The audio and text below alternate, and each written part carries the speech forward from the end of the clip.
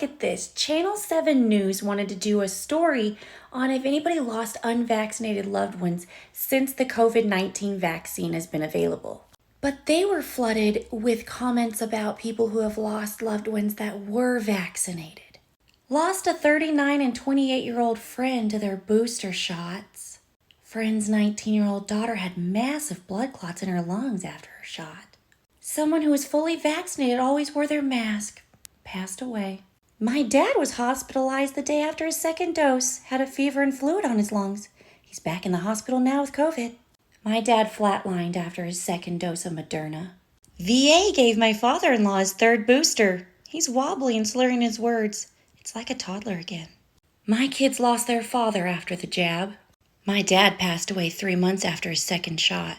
A guy I knew got his shot and 2 days later dropped dead of a heart attack. My mother passed away 3 weeks ago from COVID. She was fully vaccinated back in January. I lost a vaccinated loved one. My fully vaccinated husband and I recovered from COVID and gave it to our unvaccinated children who we were trying to protect. Liz wanted to know, will you be doing stories on the thousands that have also had debilitating side effects from the vaccination? A friend of a parent went into cardiac arrest immediately after receiving the second dose. They were unable to revive her. I also know someone who lost a limb due to a blood clot circulation issues after fully vaccinated. A limb? It's about 4 weeks after the second shot for me, and I have chest pain all the time. I'm terrified of dropping dead of a heart attack. I would be too. How about my friend who had a stroke from the vaccine? Why don't we talk about her? This one is probably one of my favorite. I'm a physical therapist with almost 30 years experience in a nursing home rehab where I work. 100% of COVID-positive residents who took the shots have died in a manner similar to that which we saw during the original onset last year. Our latest COVID-positive patient is 57 years old who took the second shot, immediately had falls, fractures, surgeries, and strokes. This one's especially good. When my family was allowed to say goodbye, we snuck her life-saving supplements and saved her life.